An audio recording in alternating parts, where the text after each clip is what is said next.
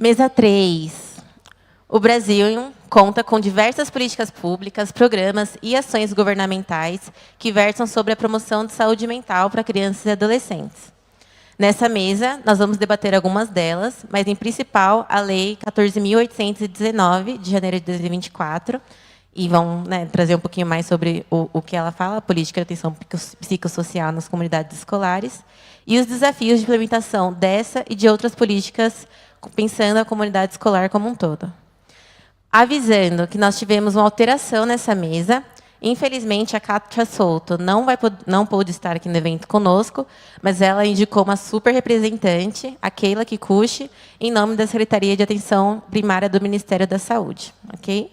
Então, depois a gente vai veicular novamente a programação com os nomes atualizados. Bom, participará conosco online Giovanni Salum, ele já se conectou, os meninos estão aqui configurando para ele participar. E chama ao palco Cristi Pato, está aqui, e a Keila. Obrigada, Keila. E a Dayana Rosa, que será a nossa mediadora de hoje. Oi, pessoal. Bom dia. É uma enorme responsabilidade mediar uma mesa depois dessa anterior, que foi muito emocionante, né? Eu queria agradecer e parabenizar pelo evento, né, na figura da Márcia e também da Amanda. Dá para perceber que teve muito cuidado e muito carinho envolvido. Eu sou a Dayana, eu sou do Instituto de Estudos para Políticas de Saúde, o IEPS, mas também sou filha de professores, né? Meus pais, eles tinham uma creche escolar, né, uma escolinha infantil. E chegando aqui, eu logo vi que tinha um chocolate gelado, e era o que eu tomava na escolinha. E na escolinha também a gente sempre levava trabalho para casa, né? Minha mãe me usava para fazer painéis, trabalhos manuais, assim, e também com muito carinho, né? A gente montava quadros de aniversariantes do mês, enfim. Eu tive a oportunidade, né, de ter uma escola muito acolhedora, em que meus pais eram diretores, né? Privilegiado nesse sentido, mas que eu sei também que não é uma experiência que todo mundo tem, né? Historicamente, as escolas, elas são mais disciplinantes, né? E, inclusive, são os lugares em que as primeiras violências ocorrem. Recentemente, né, por exemplo, aqui em São Paulo, a gente teve um caso de que um aluno de uma escola se matou, e a escola, em vez de se mobilizar para fazer um plano de acolhimento à comunidade escolar, né, se reuniu com outros diretores para eximir a responsabilidade da escola em promover saúde mental. Então, eu acho que o debate sobre o papel das comunidades escolares, ele é muito da ordem do dia, e pegando um pouco da metodologia da Tainá, né, do reencantamento consciente e crítico, é que a gente convida vocês a fazerem essa conversa com a gente hoje sobre a lei de saúde mental nas escolas.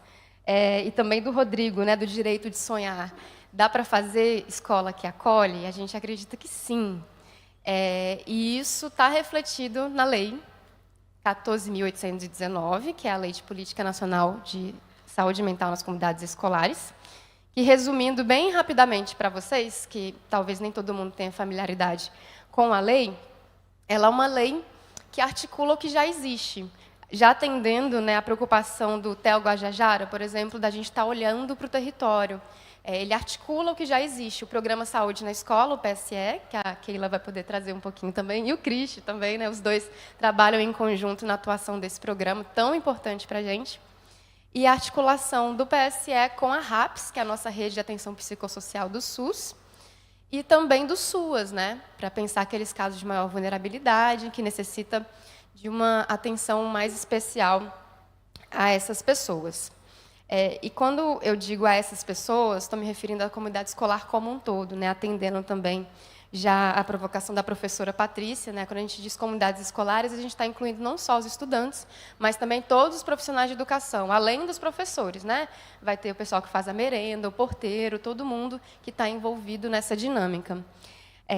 E a lei, ela também traz previsto uma novidade, que é a criação de dados sobre as ações que são implementadas. Então, anualmente, estão previstos relatórios para que o PSE possa ajudar a fornecer informações sobre as ações que foram implementadas. Então, com isso, a gente consegue ver o que está acontecendo, monitorar, avaliar, reformular a política, se for necessário.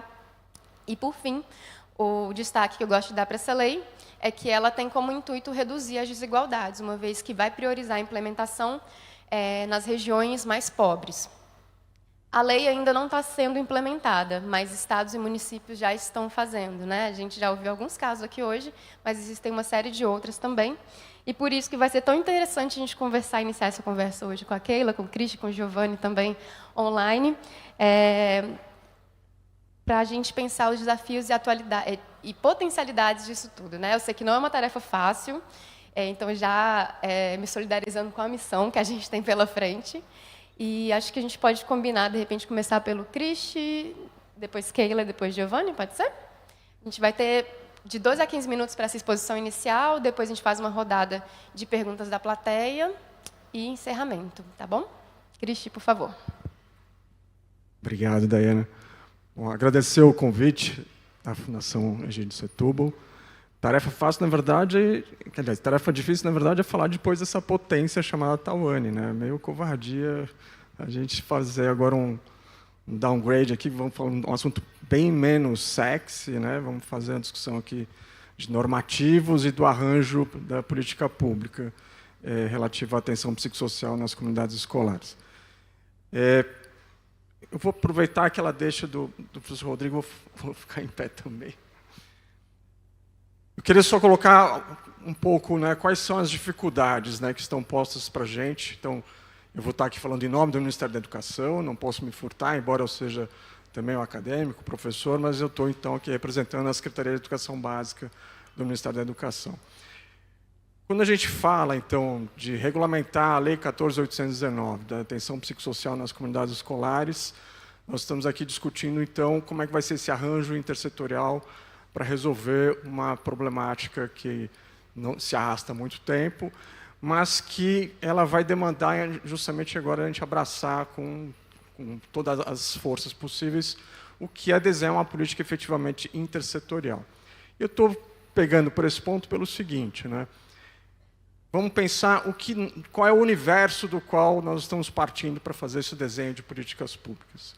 Estamos falando de 178 mil escolas, considerando aqui público e privado. Estamos falando de 47 milhões de alunos na educação básica. Se colocarmos só da educação básica pública, temos aí 37 milhões, mais ou menos. Estamos falando de 2 milhões e 300 mil professores.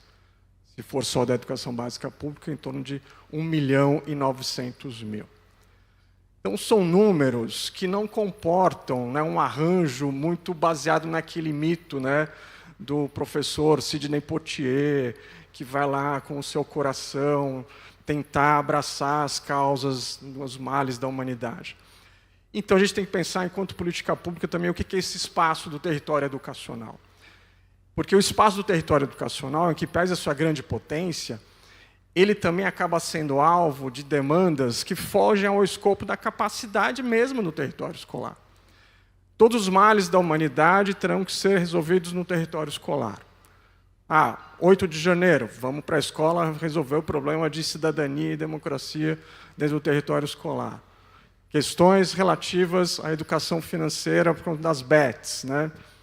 Agora, tigrinho, tudo mais, vamos para a escola resolver esse problema. A gente pode elencar milhares de problemas que dão começo, todo o processo de possível solução é olhar para a escola. Só que o que é a função precípua do profissional que está na escola? Né? Do professor, da professora, do coordenador, da coordenadora pedagógica, do diretor, da diretora. Então, estou dizendo que tudo isso não seja absolutamente importante, mas vamos falar o que é a realidade do nosso país. Eu coordeno uma política que chama Pacto Nacional pela Recomposição das Aprendizagens. Fechei a minuta do decreto, a minuta final, na sexta-feira, com a Conjur, deve ir para a Casa Civil na próxima semana. Que é uma política, a gente já tem rodado várias dessas ações que estão atreladas a esse decreto, que diz respeito a como é que a gente monta uma estratégia justamente para dar conta dessa defasagem de aprendizagem que é estruturante, não é só do Brasil, tem problemas de recomposição das aprendizagens na Espanha, na Alemanha, na França, mas aqui tem situações que provocam agravamentos. pandemia agravou muito, sempre quando as curvas de aprendizado esperado, elas se rebaixam. Rio Grande do Sul, as enchentes. Na Amazônia, as secas, as escolas não conseguem ter o transporte adequado. E vulnerabilidades territoriais, como no Rio, São Paulo, nas periferias, onde muitas escolas são fechadas por conta de conflitos. Como é que você, então, monta estratégias pedagógicas para dar conta dessa defasagem? Eu estou estressando isso pelo seguinte: se você pegar o SAIB 2019, não o atual, mas ensino médio, número de alunos que tem nível adequado de número de alunos que estão abaixo do nível adequado de aprendizagem em matemática, 93%. Língua portuguesa, 76%. E aí, quando você faz o recorte de de raça, entre os brancos, obviamente, acaba sendo menos pior, e entre os pretos acaba sendo maior o nível o número de alunos que estão abaixo do nível adequado de aprendizagem. Então, a gente tem uma pressão sobre a escola para resolver um problema muito grande no Brasil, que é como é que eu dou conta do letramento, como é que eu dou conta de fazer o letramento matemático, e, ao mesmo tempo, vem todo um outro conjunto de premências da sociedade para serem resolvidas no território escolar. E aqui, então, eu entro na saúde mental. É claro que a questão das agruras do dia a dia de ser adolescente afeta desempenho escolar. A gente tem uma política sendo desenhada no Ministério da Educação que é de proteção das trajetórias escolares. E quando você faz o debate, né, de os fatores que afetam o aprendizado, tem tudo aquilo que é dentro da escola, dentro da sala de aula, que é a relação professor-aluno, é currículo, é mediação pedagógica, é material, mas tem aquilo que é fora da sala de aula, que é clima escolar, são as dinâmicas todas, dentre as quais a discussão de saúde mental entra. Então, falar da 14.819, a Lei de Atenção Psicossocial nas Comunidades Escolares, é pensar qual vai ser o papel do burocrata de médio escalão, do burocrata de nível de rua. E aqui o jargão um pouco sexy, né, das políticas públicas, né? Eu, enquanto professor, sou um burocrata de nível de rua. Eu estou ali na ponta no processo de consecução de política pública. E como é que eu garanto essa conexão do que foi desenhado lá em cima, vai passando por uma série de filtros e chega até mim ali na sala de aula?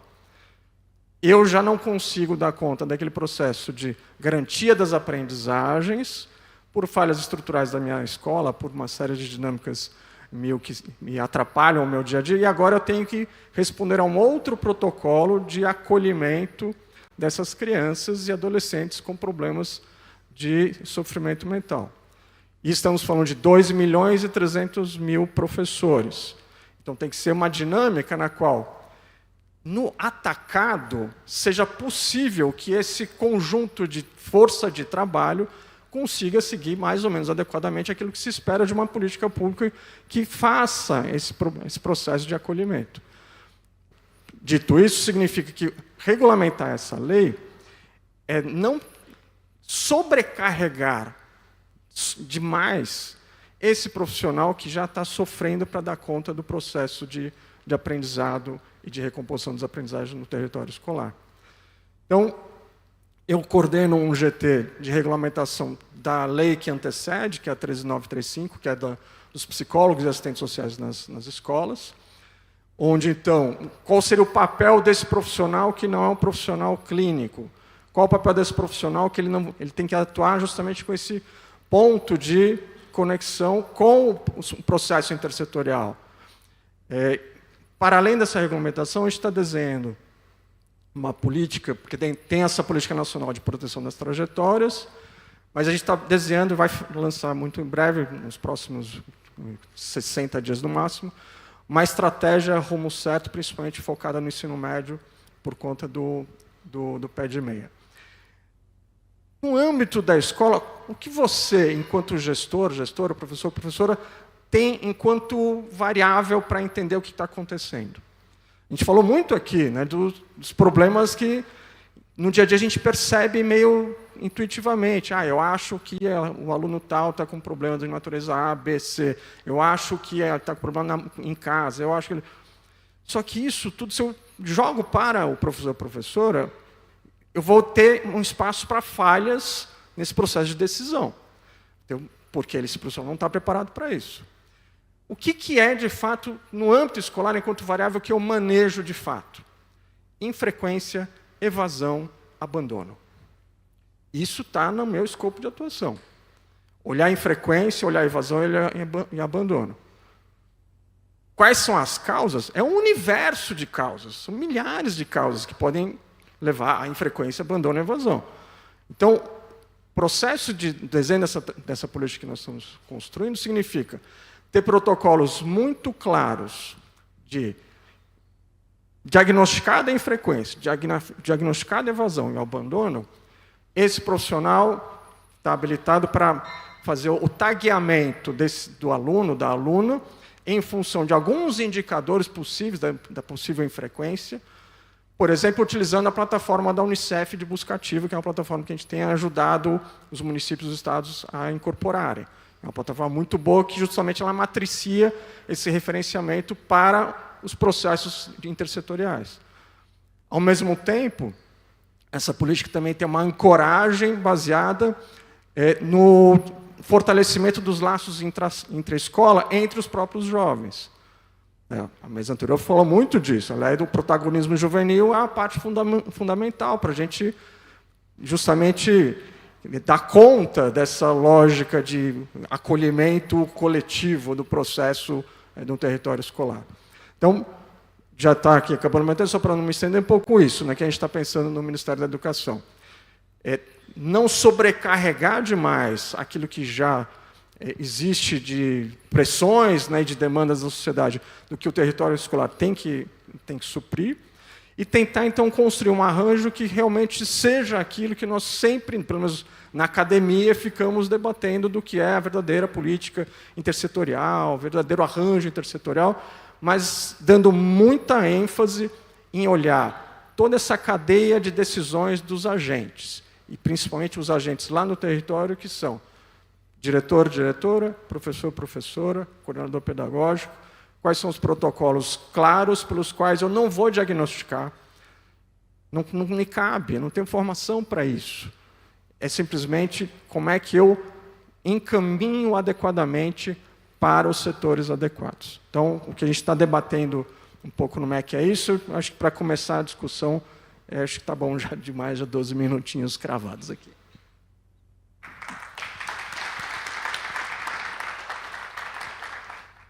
Obrigada, Cristi. Passo agora para a Keila. Bom dia, eu gostaria de pedir uma licença para fazer minha autodescrição. Eu acho que pode ter pessoas que estão online que não conseguem me ver. Eu sou Keila, sou Kikuchi, descendente, uma mistura de uma pessoa branca com um japonês, oriental, tenho os cabelos grisalhos, estou vestido hoje numa calça preta, uma sandália vermelha, uma camisa vermelha e um blazer. Estou beirando a maioridade, chegando aos 60 anos, e eu estou falando isso, aproveitando, que eu estou beirando aos 60 anos, porque a minha educação básica foi toda na ditadura militar. E eu venho construindo e ressignificando a minha vida para estar aqui todo dia e toda hora, e a gente aprende muito com a mesa anterior, com a primeira mesa e a segunda, principalmente, e a gente vai ter que fazer isso a vida inteira. Era mais ou menos isso. Eu trabalho no Ministério da Saúde, também estou representando a Secretaria de Atenção Primária, então, é o olhar da saúde que eu estou aqui. Na coordenação geral de Equidade e Determinante Social, em nome de Kátia Souto, minha coordenadora geral, e gostaria primeiro agradecer em nome de Márcia, uma colega, uma amiga, uma militante desde muito tempo na questão da saúde mental, e ao presidente, doutor José Luiz, pelo convite. Sou eu que passo, Eu vou colocar isso aqui, porque, assim, o que eu preparei, na verdade, já foi tudo falado e bem dito, né? Mas eu acho que eu vou... Como que é? Passa isso? Aqui? A gente precisa projetar também. Ah, passou. Tá. Né? Essa mesa, né, o papel da comunidade escolar. Ah, não está passando. Pronto. Agora. Na promoção de saúde mental, especificamente, né, tentar abordar um pouco a lei, pelo menos foi isso que eu entendi, e eu não sei se eu estou conseguindo passar. Estou. Eu coloquei esse slide, né, na verdade, porque eu acho que é importante significar o lugar da minha fala, né? E o lugar, né, da promoção da saúde mental na atenção primária, que eu acho que isso é importante a gente delimitar, né? A gente não pode esquecer que a saúde mental, a política de saúde mental, tem início junto com a reforma sanitária, com a reforma psiquiátrica, e aí todo mundo sabe, há mudanças de conceitos, de paradigmas, né? Que eu não vou entrar nisso, mas isso é importante demarcar nessa conversa de hoje. Alguns pontos, alguns marcos legais que eu vou levantar, além da nossa Constituinte Cidadã, né? É importante destacar a Lei 8080, né?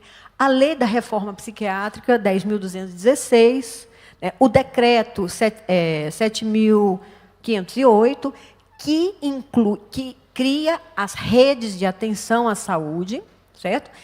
E depois a 3088, que teve alguns problemas, mas, enfim, ela volta na sua integralidade, né, que é a implantação e a implementação da rede de atenção psicossocial, que é o cuidado da saúde mental.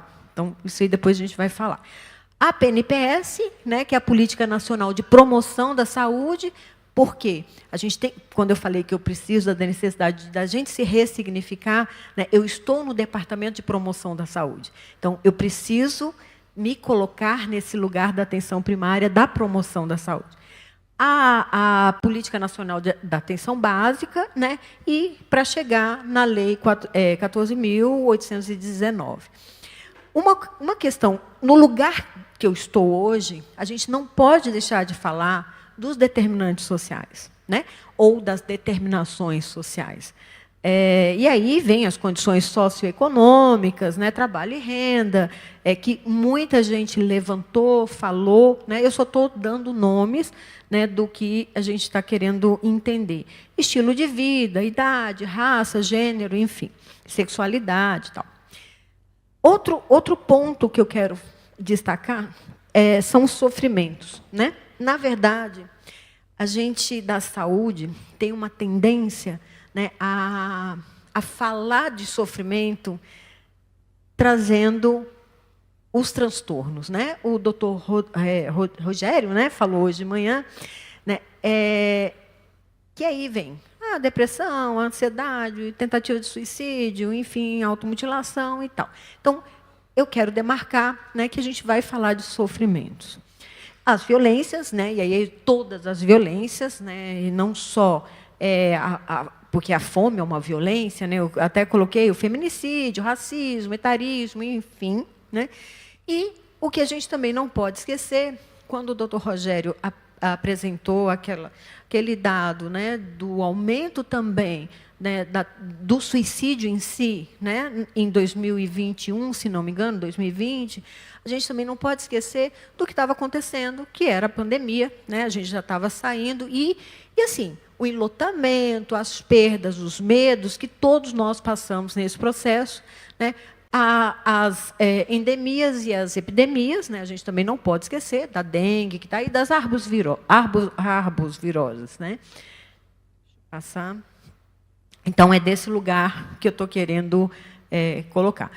Isso aqui eu trouxe também, né, mas acho que já foi bem colocado nas mesas anteriores, e eu acho que a gente precisa também falar e deixar muito claro, fazer um alinhamento mesmo conceitual da diferenciação de saúde mental e doença mental, né? Porque eu acho que, em alguns momentos, a gente acaba misturando um pouco, né, para chegar na promoção da saúde mental.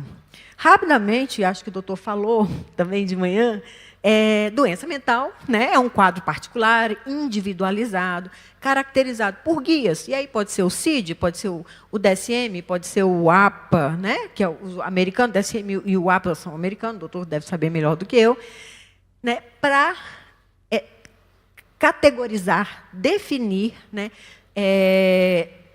transtornos, né? E aí, no caso, aí vem a depressão, aí tem um diagnóstico de acordo com esses guias. A saúde mental, e aí foi a Tainá, né, falou que cada um tem que falar um pouco de como percebe a saúde mental. Então, não só de como eu percebo, mas de como eu venho estudando, né, e me ressignificando, né, no campo da promoção da saúde, né, para falar da promoção da saúde mental, né. E a gente reflete muito, né, a necessidade de adequar, né, ajustar a lógica exclusivamente hospitalar, medicamentosa e de centralidade médica no diagnóstico, né, porque é isso, as pessoas ficam rodando, ai, meu Deus, o tempo está passando. Em cima do diagnóstico mesmo, né, para um cuidado de base territorial, né, e interdisciplinar, e eu vou passando. A saúde mental não pode ser entendida como um quadro ou sintoma particular, né, e ela deve ser uma condição, a circunstância, né, e o ambiente para que as pessoas se desenvolvam, né, e evoluem, amadureçam, floresçam, né, como as poetas aqui me inspiraram também. Eu falei, eu também vou falar floresçam.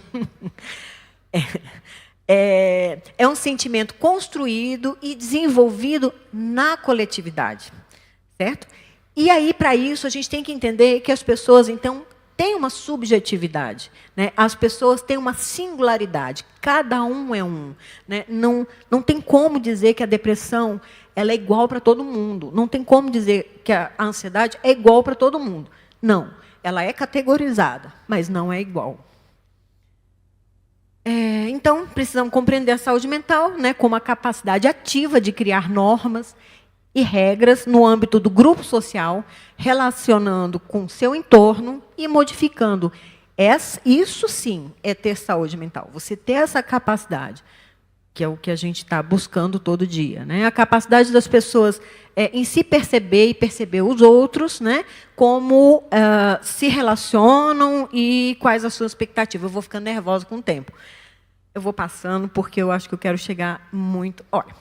E aí, para pensar a promoção da saúde mental, e eu acho que pensando muito na lei, né, a gente precisa definir alguns eixos de intervenção, né, da promoção da saúde mental na PS, né, que seria a promoção da integralidade do cuidado com equidade, porque, veja só, saúde mental, alguém falou, mas a saúde mental é saúde integral, né? Não sei se a Chiara chegou a comentar, mas é uma das posições também da OMS. A gente precisa fazer uma gestão de rede intrasetorial, inter e interfederativa, né? Precisamos considerar o protagonismo social, né? A gestão participativa e articulação nos territórios, né? A gente tem que falar de território, sim, de territorialidade, que já foi trazido aqui, e a educação permanente, né, dos nossos profissionais. E aí, rapidamente, eu vou falar um pouco, rapidamente, o programa Saúde na Escola, que é um dos programas que está sob nossa coordenação, né, lá do Ministério, junto com o MEC, né, que é uma estratégia de articulação, né, entre as equipes de saúde do SUS, né, com as equipes de educação da rede básica, da rede de educação básica, eu sempre confundo, né, pública, de forma a ampliar o alcance e o impacto das ações relativas aos estudantes, familiares, comunidades, né, otimizando a utilização dos espaços e equipamentos e recursos disponíveis no território. Eu não vou falar do PSE, né, e a gente tem o decreto de 2007 e a portaria de regulamentação, né, de 2017. E aí eu trouxe 2 pontos, aí para acabar, estou acabando mesmo, 2 pontos importantes que a gente vai precisar discutir na regulamentação da lei. né? Porque a lei ela foi aprovada, mas ela não está regulamentada e há necessidade da regulamentação através de um decreto presidencial, certo? Então, 2 pontos que eu trouxe, que a gente precisa, que vocês trouxeram, né, a mesa anterior trouxe, né, que é o resgate dos fenômenos estruturantes do mal-estar social individual, e aí voltar a falar do preconceito, das estereotipias, né, eu não vou entrar nisso, e que vai levar à discriminação. E o segundo ponto, que alguém me perguntou logo que eu cheguei hoje de manhã, alguém não, foi esqueci, acho que é a Mariana, me perguntou como seria a assistência, né? Como seria dentro das escolas. Na verdade, a gente não pensa em fazer clínica dentro da escola, como o Cristi já falou. Mas o fortalecimento das redes de apoio, né, e estratégias, estou acabando, de acolhimento e cuidado psicossocial. E aí, esqueci o nome, mas, enfim, na mesa anterior, foi dito muito a questão do acolhimento, né? Não, primeiro, da identificação dos alertas, que já foi dito, dos sinais. Eu não quero entrar em sinais e sintomas, porque a gente volta naquela coisa, né, de coisa. Mas, assim, na identificação de alertas, né, o acolhimento, que foi muito dito também, né, desenvolver essa capacidade de acolher, que todo mundo tem, né? Basta ser humano que a gente tem isso é nato nosso, né? Mas assim, identificar e saber como acolher, né? E articular e fazer posteriormente a articulação das redes, e aí, no caso, todas as redes, a rede de assistência, a própria rede de saúde, né? Para os encaminhamentos caso necessário. E aí, para finalizar de fato, né, o que eu já antecipei, é a necessidade da constituição mesmo, da instituição, né, desse GT. Né? É um GT que vai precisar dos 3 ministérios que estão citados, né? A educação, a saúde e o desenvolvimento e assistência à família e combate à fome, que é o MDS, e também, né, e aí é uma proposição minha, mas depois, hoje nós estávamos conversando, eu e Cristi, né? O Ministério dos Direitos Humanos assinou, né, subscreveu essa lei. Então, o Ministério dos Direitos Humanos. E, claro, que o grupo de trabalho pode ter, né, convidados, né, a sociedade civil, movimentos sociais, né, obviamente, para contribuir para a criação, na verdade, para a implementação dessa lei, pensando em recurso, né, porque a gente vai precisar de pensar em dinheiro, mas, para isso, a gente vai precisar instituir mesmo um GT. Deixa eu só passar aqui, porque eu achei tão linda essa última, porque fazem a apresentação para a gente. Olha só, muito obrigada pela atenção.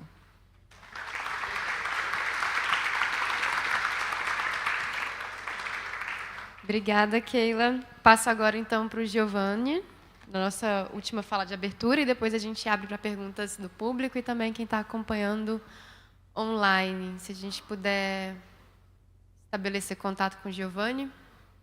Oi, Giovanni. Sim, pode falar.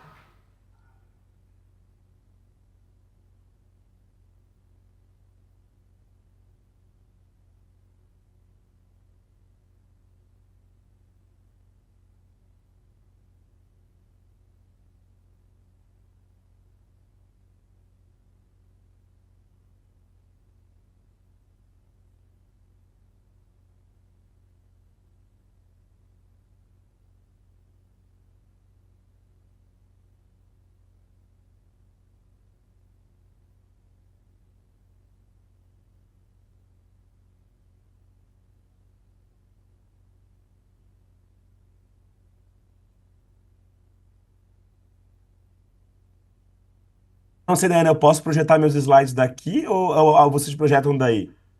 Pode projetar daí mesmo. Ah, tá, ok. Então, eu vou fazer três comentários antes de fazer uma breve exposição de alguns slides, né, de alguns ah, sobre evidências, né, o que a gente pode aprender também de outras experiências, né? Eu entendo que grande parte do que a gente faz, né, ao tentar melhorar algo, né, é a gente olhar para dentro e entender as forças que a gente tem, né? E também olhar para fora e entender o que a gente pode aprender dos outros, né? Então a minha fala vai um pouco nessa linha, né? De poder tentar entender o que outros países fizeram, e também o que já foi feito no Brasil do ponto de vista científico, nessa área. Eu queria também concordar com o que a Kátia falou sobre a questão da importância de diferenciar, nesse contínuo, né, o sofrimento, mais importante da questão, geral, né, de que a vida tem vários percalços, é difícil ah, ah, separar as questões que são do dia a dia, o sofrimento mental que faz parte da vida, né, do sofrimento mental que faz parte do transtorno mental. E eu acho que só é importante, eu acho, colocar, né, é que ah, essas questões, eu acho que a existência da lei não quer dizer que isso é uma questão nova, né? A gente, em todos os trabalhos escolares que eu tenho feito, né, em Porto Alegre, no passado e agora em outros países também, o que os professores dizem, né, que construindo com os professores essas questões já estão no ambiente escolar, né? O professor já tem que lidar com essas questões, não é algo que é novo, né?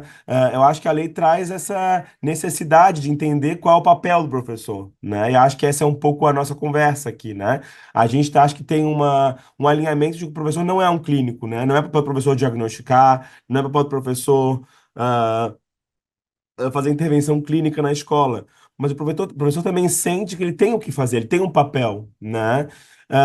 E as intervenções que eu vou trazer aqui um pouco vão nessa linha, né? De um pouco ajudar o professor a entender quando que é o papel dele e o que ele pode fazer quando é o papel dele. E eu gostei do que a Kátia falou também.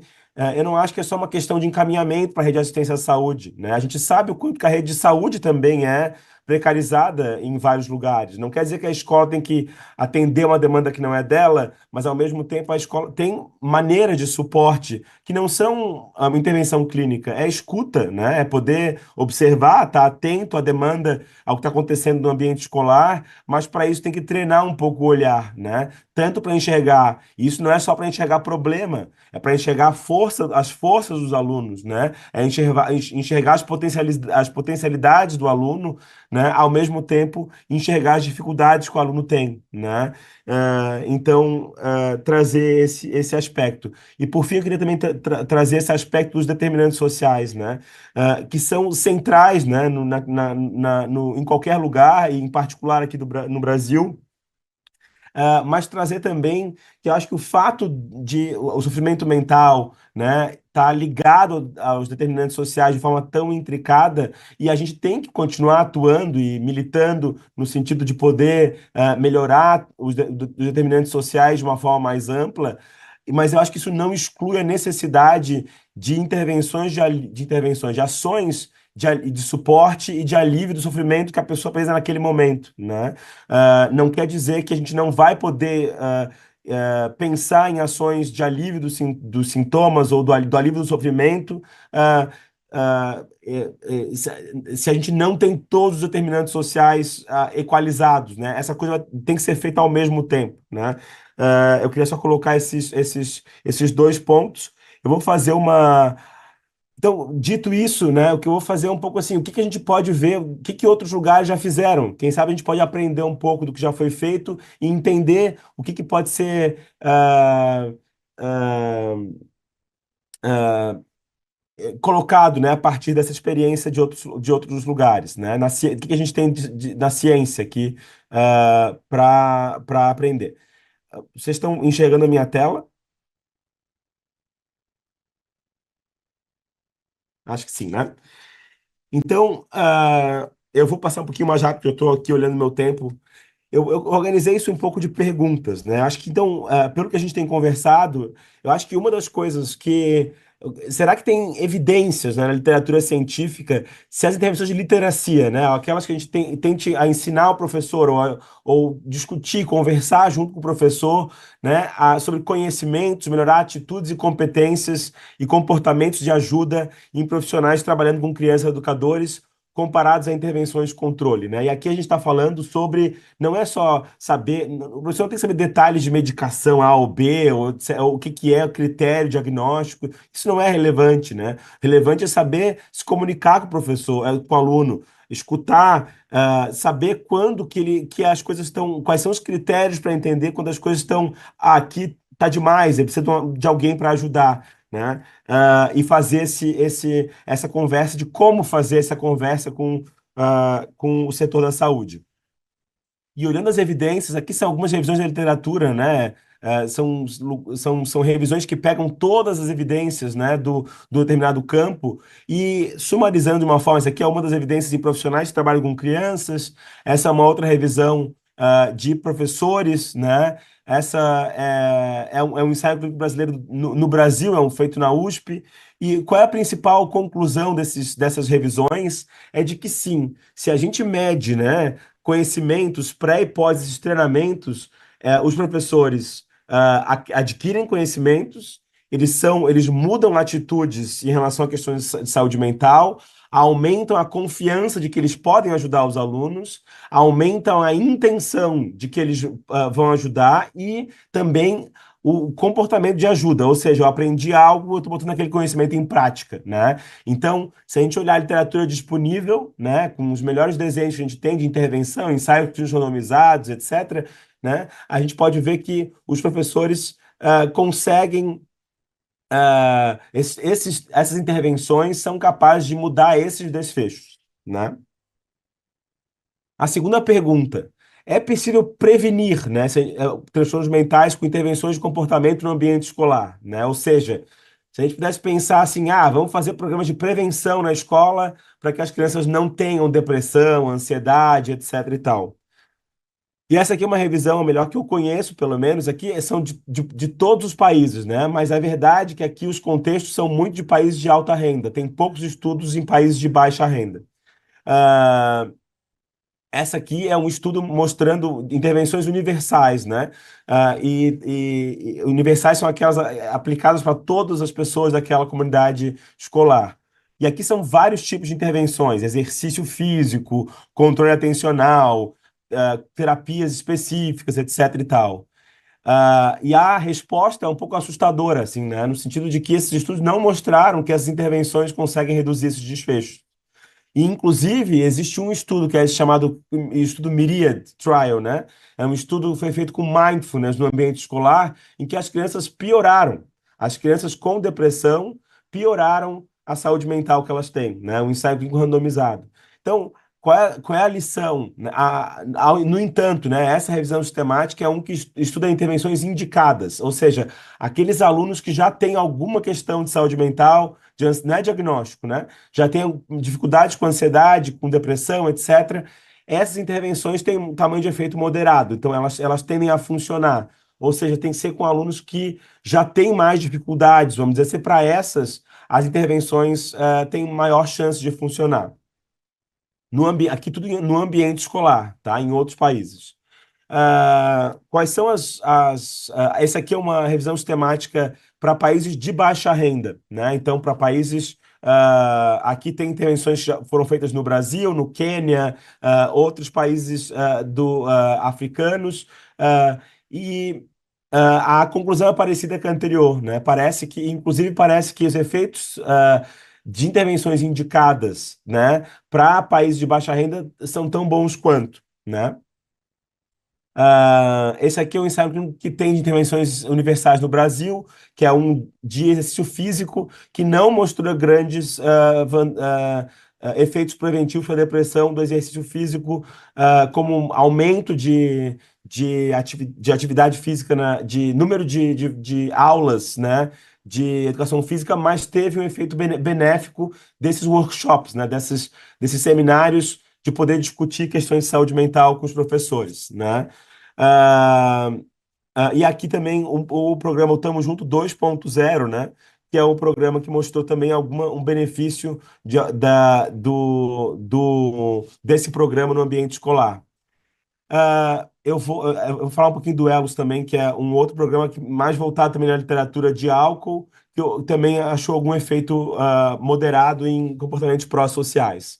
Então, aqui o que eu quero dizer, o sumário dessa parte, é um pouco dizer que as intervenções mais gerais e que são aplicadas para todo mundo, né, no ambiente escolar, é possível que elas não são eficazes, né? Então elas não são recomendadas, vamos dizer assim, né? E talvez as intervenções as ações mais indicadas em alunos que têm dificuldade, talvez elas tenham mais interesse. Mas isso aqui a gente não está falando sobre implementação, né? Como que a gente faria isso no ambiente nacional, num programa nacional? Isso é algo muito mais difícil, né? E acho que, fazendo coro ao que o Chris estava falando, não faz sentido em várias escolas do país em que isso vira uma demanda muito além do que é o principal, vamos dizer assim, do ambiente escolar. Que outras coisas, eu estou terminando aqui em um minuto, que outras intervenções que existem lá que poderiam a gente poder pensar em ideias, né, para pensar no ambiente escolar. Tem bastante evidência de suporte online para questões de parentagem, de ajudar os pais a se conectar com a criança, etc., né? Então, há evidência de que as intervenções podem ser benéficas, especialmente na primeira infância. Há também evidência, né, aqui um estudo do Quênia mostrando uma evidência de suporte por pares, né? Eles chamam near peer, né? Um par próximo, com idade próxima, né? Então é criar um espaço de proteção na escola que os próprios alunos se ajudam, né? E aqui trazer a importância de envolver a voz dos adolescentes, dos estudantes, em pensar esses espaços de proteção, né? Agora, essa é uma dos principais pontos, é envolver isso no desenho dessas estratégias, né? A voz do estudante tem que estar junto dessas ações. Eu vou passar esse dois, e acho que outro ponto, acho que entra aqui nos determinantes sociais, é também pensar em intervenções que mudam fatores de risco, né? E aqui, o estilo, a negligência, abuso, é uma das coisas que a gente sabe também que tem maior efeito nesse campo. Então, o que a gente pode fazer de melhor palpite, né? O meu ponto que eu queria trazer aqui ah, o que eu queria trazer aqui para vocês primeiro, é, da importância de poder pensar em literacia, que eu acho que é algo que a gente já é uma demanda do professor, não é algo que é uma demanda extra, na minha forma de ver, e acho que a gente tem que pensar esse modelo de suporte aumentado nessa articulação intersetorial entre saúde e escola. Então, eu vou parar por aqui. Obrigado mais uma vez.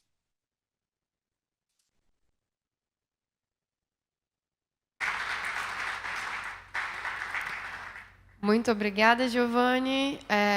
Já vou abrir para o pessoal fazer suas perguntas, mas antes só destacar que eu achei tão legal essa mesa, porque a gente tem aqui os principais interlocutores do PSE, que têm a responsabilidade de implementar a lei, não vocês individualmente, claro, fiquem tranquilos, mas que, com os exemplos que o Giovanni traz também, né, isso inspira a gente a pensar como que isso vai se dar na prática, né, que também é um baita desafio. E aí, enquanto o pessoal vai se organizando aí nas perguntas, né, que estamos ansiosos para ouvi-los, já vou comentar um pouquinho para os três, já para inspirar o pessoal. Cristi, já pegando a deixa aqui do Giovanni, né, talvez uma forma da gente pensar em relação à sobrecarga dos professores, que é um problema histórico, né, inclusive pode ser uma pergunta até ingênua, pensarmos aqui por que os professores estão sobrecarregados, né, saber assim, se há algo que estados e municípios podem fazer nesse sentido, até justificando uma promoção de saúde mental para os professores também, né? Porque, como a professora Patrícia comentou, né? Os professores também estão adoecendo e, por isso, talvez também se sintam sobrecarregados.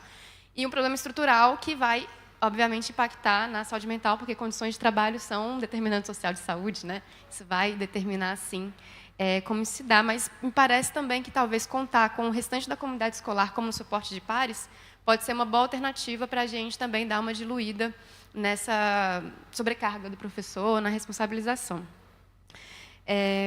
Keila, adorei saber da ideia do GT, a gente estava ansioso pela... A gente estava muito ansioso por esse encaminhamento, né? Achei muito boa a inclusão também do Ministério dos Direitos Humanos. queria saber se já tem uma previsão de começar e também destacar a importância da gente, sendo possível, né, abrir espaço para a participação da sociedade civil nas propostas, né? Muitas organizações já estão fazendo iniciativas, aqui a gente já ouviu algumas, então a gente pode aproveitar as boas experiências. E, Giovanni, a interdisciplinariedade nas intervenções, né? Você trouxe sobre prática de exercícios físicos, eu acho que foi o que mais escapa da caixinha da saúde propriamente dita, assim, né? Mas se existem evidências também sobre ações de cultura, lazer ou do próprio brincar mesmo, né? O resgate que o doutor José Luiz trouxe no começo da fala, na abertura, né? Baseado no livro que está todo mundo lendo. A gente criou um clube do livro, praticamente, no IEPS, para ler Geração Ansiosa. E a gente tem se interessado também sobre esse resgate do brincar. Não sei se existem evidências científicas sobre isso, mas temos interesse. Então, com isso, eu abro para o pessoal. Acho que a gente pode fazer... Márcia, por favor. Boa tarde. Bom dia, né, ainda. Não, é boa tarde, já passou do meio-dia. Obrigado pelas exposições. Foi, acho que, muito interessante ver diferentes perspectivas da educação, saúde, e o Giovanni aí despejando um monte de evidências para a gente. Aí, Giovanni, depois a gente vai ter que olhar com calma, né, a apresentação. Mas a pergunta é um pouco, acho que nessa perspectiva da regulamentação das políticas, para entender um pouco melhor em que momentos nós estamos, né? Por essa criação desse grupo de trabalho, qual que é a perspectiva que vocês têm para esse debate e mesmo os tempos mesmo. Cristi, quando a gente conversou, deu a impressão de que isso, de alguma forma, estava envolvido com a outra regulamentação da lei dos psicólogos. Isso, para mim, não está tão claro, eu gostaria de ouvir.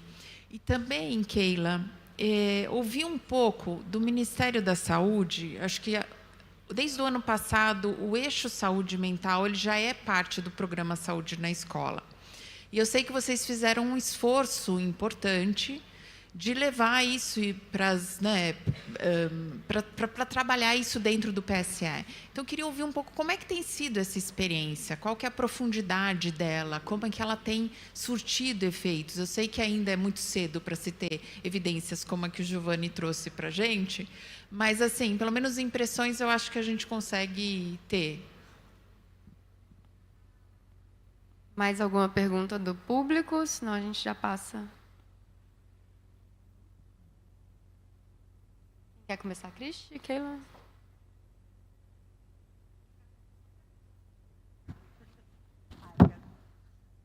Bom, quando eu estava falando um pouco dessa sobrecarga, era menos, que obviamente acontece, né, a sobrecarga, inclusive emocional, mas mais as atribuições mesmo.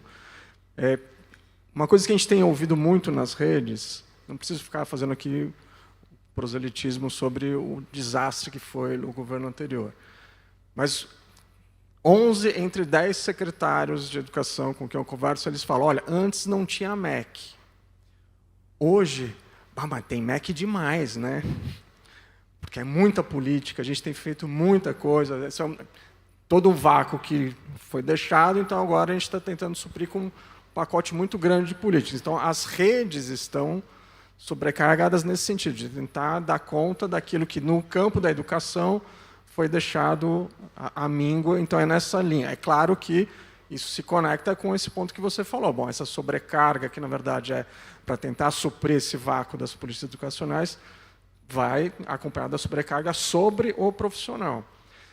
Na Prefeitura de São Paulo, em 2013, quando a gente trabalhou na gestão Haddad, eu lembro que o secretário de Educação, César Calegari, ele fez um levantamento das faltas na rede municipal de educação. Ao final do primeiro ano de 2013, você tinha 1.100.000 faltas de professores. Isso dava, à época, uma média aí de cada professor faltando 30 dias por ano. Motivos mil, né? Se concentra o burnout no final da semana, a corrida, porque os professores têm dupla jornada. Então, o dia a dia profissional, né, no chão bruto da escola, ele tem uma dinâmica que, a depender de cada perfil de rede, só no processo educacional ele já é estafante. E aí, claro que vai, quando a gente fala de regulamentar a 14.819, a comunidade escolar, né, a atenção psicossocial na comunidade escolar. É observar também esses pontos densos que estão afetando todo o processo. Nessa linha, que como está gravando, a gente fica falando das ideias que estão em fermentação, né? A gente acaba se comprometendo. Mas então eu vou me comprometer mais 1 centímetro aqui.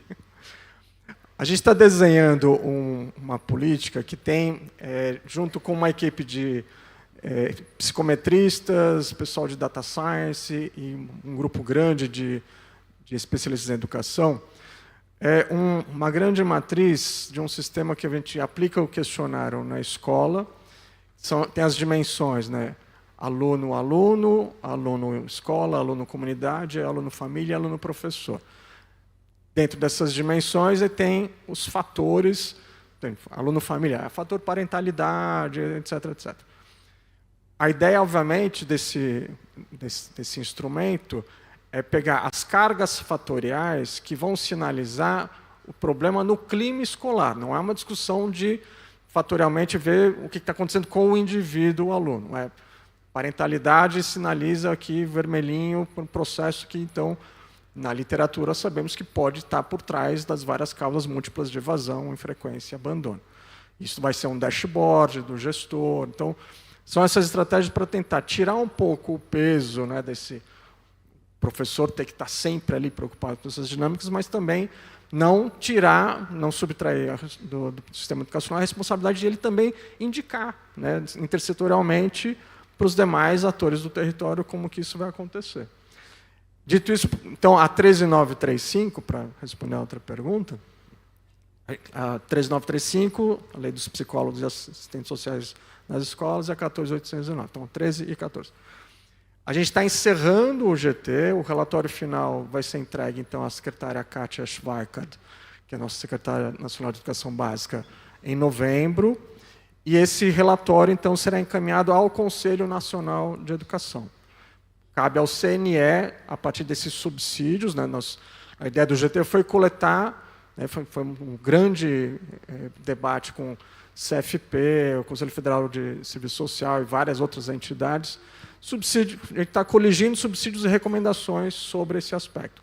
E vai para o Conselho Nacional de Educação em novembro, que é a quem cabe, de fato, definir as diretrizes de atuação desses profissionais, que vai ter que ter esse foco, né? As diretrizes de atuação de um profissional, que ele vai funcionar como esse hub de conexão no território, né? Então, é nesse pé que estamos. Então, realmente, a temática, né? Nós temos 14 temáticas no PSE, uma delas foi incluída o ano passado, que é a saúde mental, através da nota técnica 3.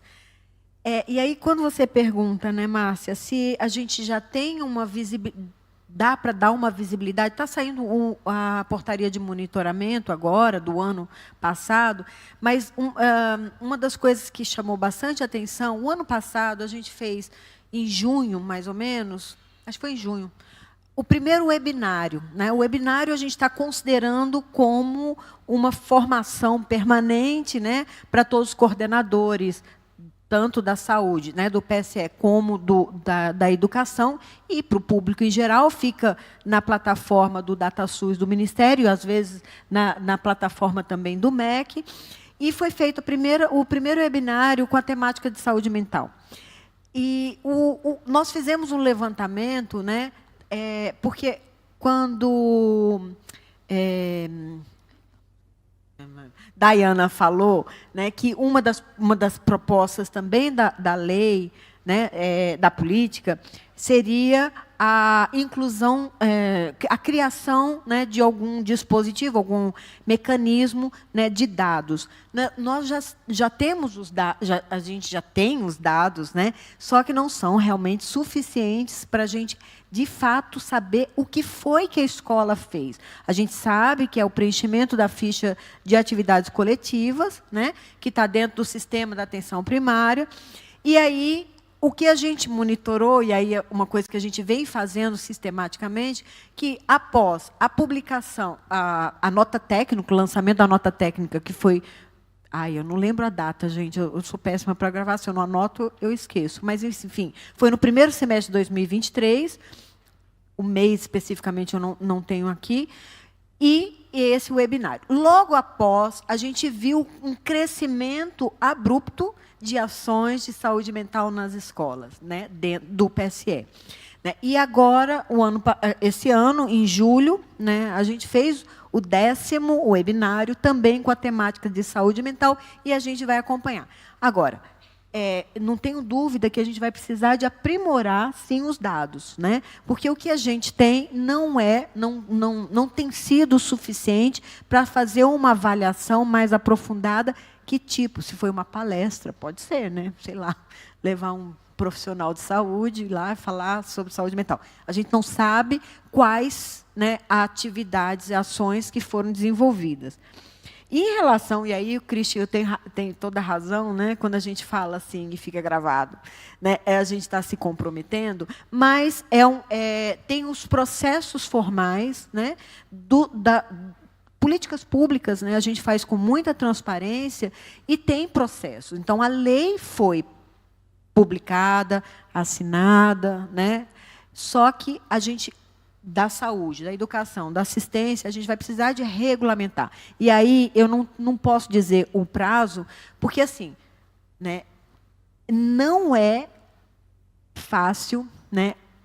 Christian sabe bem, né? A gente compõe um GT, claro que vai ser um GT com uma organização, uma coordenação, provavelmente pelo Ministério da Saúde, que a gente estava até conversando, porque quem subscreve é o nosso secretário, né, executivo, né? Mas para organizar, fazer uma portaria, né, chamando o compromisso dos outros ministérios, montar esse grupo de trabalho, fazer as discussões, pensar em recurso, ver de onde vai tirar. Então, assim, tem muita coisa formal, né, dentro desse processo que a gente não tem como, parece fácil, mas não é. Né? É uma coisa... E é isso, se a gente quer uma coisa de excelência, a gente precisa ampliar as discussões, e aí eu concordo com você que, né, um GT ele vai ser formalizado, mas que pode ser incluído, convidados, para a gente ampliar e discutir essa regulamentação. Então, aí realmente não tem como prever. A minha ideia é que vá o mais rápido possível, não vou nem falar a data. E aí, mas aí quando a gente fala porque não é só entre os outros ministérios, é dentro do ministério também. Então, por exemplo, lá na saúde, a gente vai ter que incluir a SAES, que é especializada, a gente vai ter, nós, né, da atenção primária, a SAES, né, que é especializada, a gente precisa incluir, e aí, quando, né, Daiana fala, né, a secretaria, eu anotei porque ela é nova, Secretaria de Informação e Saúde Digital. Se a gente está pensando e falando em aprimorar, né, o sistema, a gente vai precisar de conversar, né, com a secretaria, a CEGETS, né, que é também de formação dos profissionais. Então, assim, lá dentro, né, fora os departamentos dentro das secretarias. Então, por exemplo, no meu departamento, que é na minha secretaria, que é a atenção primária, a gente tem que chamar o DGCI, que tem a criança e a coordenação da criança e adolescente. A gente tem que chamar...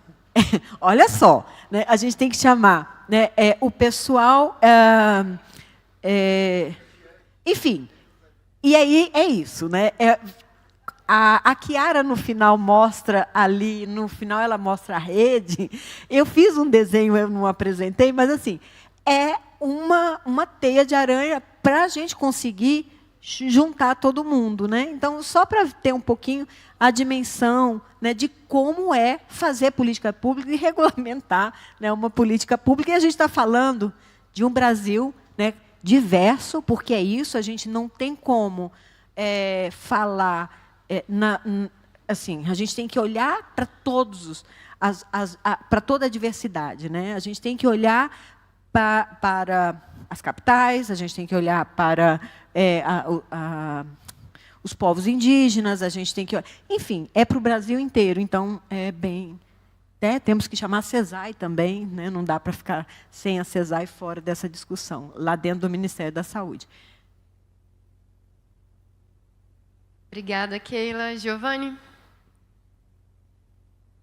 Acho que eu tinha 3 pontos para comentar. Um ponto, eu acho que em relação à questão do brincar, né, Dayana, certamente, né? A gente tem um levantamento recente da Unicef mostrando que, inclusive, assim, a presença de brinquedo, né, e o desenvolvimento infantil são algo totalmente relacionados, né? Então, o brincar é essencial, né? A forma de comunicação da criança e promover esses ambientes seguros para a criança se desenvolver é essencial. Eu queria ressaltar 2 pontos. Um é a questão da importância. Eu fiquei feliz de ouvir do Cristi essa questão do painel, a importância de medir, né, o impacto das políticas, né? Eu acho que isso é extremamente importante, porque muitas vezes a gente pode achar que está fazendo bem, né? E a gente pode ter efeitos adversos não intencionais, né? Isso aconteceu com esse estudo que eu mostrei que eu mostrei ali do Myriad Trial, né? Esse estudo britânico que fez uma grande implementação de mindfulness e as crianças pioraram, né? Então, eu acho preocupante, assim, né, que a gente não tenha uma padronização das ações, padronização no sentido de alternativas, não de que tudo vai ser igual para todo lugar, mas do que é que pode ajudar o professor nessas ações, ou o professor a ter recursos sobre como se comunicar as questões de saúde mental, né? Porque às vezes, independente da formação do profissional, às vezes não é exatamente o que o professor precisa saber, né? É o que o profissional sabe falar, né? Então, ressaltar a importância do contexto onde as coisas se dão, mas também a importância de medir os efeitos dessas ações para a gente ter certeza de que elas estão fazendo a ação que elas foram planejadas para fazer. Ah, e eu queria só ressaltar um terceiro ponto que eu acho que é a questão da urgência dessa da saúde da crise de saúde mental que a gente tem no mundo, né? A gente tem hoje a pandemia, né? Todas os riscos que a exposição às mídias sociais ah, ofertaram para os adolescentes nesse momento tornam essa geração, né, bastante vulnerável às questões de saúde mental, né? A gente tem hoje 2 grandes pontos para poder pensar no mundo. Um é as crises climáticas e o número 2, né, aqui nos fóruns das Nações Unidas na semana passada, são os 2 principais tópicos, né, que as pessoas estão comentando, né? Então eu queria trazer um pouco o senso de urgência, né? A gente teve aumento de problemas de saúde mental em muitos lugares do mundo, né? Não só de ansiedade e depressão, mas também de suicídio em diversos lugares. O Brasil não se escapa disso, né? Então, de trazer de que essa questão é uma questão urgente, né? E acho que é um momento ótimo discutir a implementação da política. Eu acho que isso é essencial e acho que está totalmente imbricado com o quanto que ter uma saúde mental melhor pode também melhorar os desfechos educacionais, né?